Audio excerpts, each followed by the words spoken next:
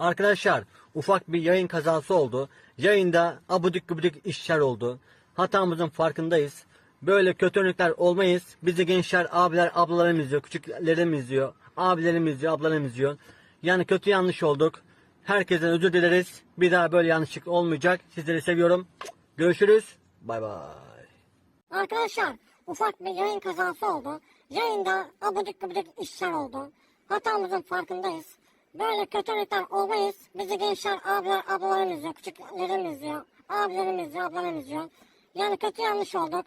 Herkese özür dileriz. Bir daha böyle yanlışlık olmayacak. Sizleri seviyorum. Görüşürüz. Bay bay. Arkadaşlar ufak bir yayın kazası oldu. Yayında abudik gubidik işler oldu. Hatamızın farkındayız. Böyle kötü örnekler olmayız. Bizi gençler, abiler, ablalarım izliyor. Küçüklerim izliyor. Abilerim izliyor, ablalarım izliyor. Yani kötü yanlış olduk. Herkesten özür dileriz. Bir daha böyle yanlışlık olmayacak. Sizleri seviyorum. Görüşürüz. Bay bay. Arkadaşlar ufak bir yayın kazası oldu. Yayında abudik gubidik işler oldu.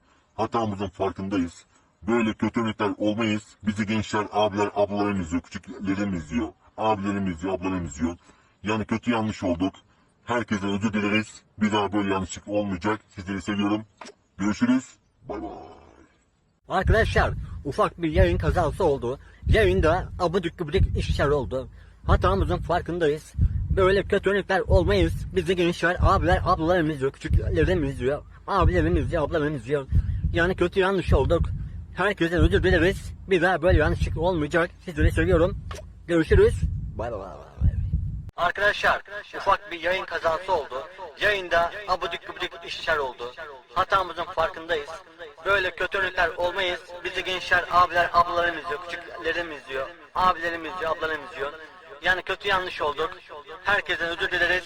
Bir daha böyle yanlışlık olmayacak. Sizleri seviyorum. Görüşürüz. Bay bay.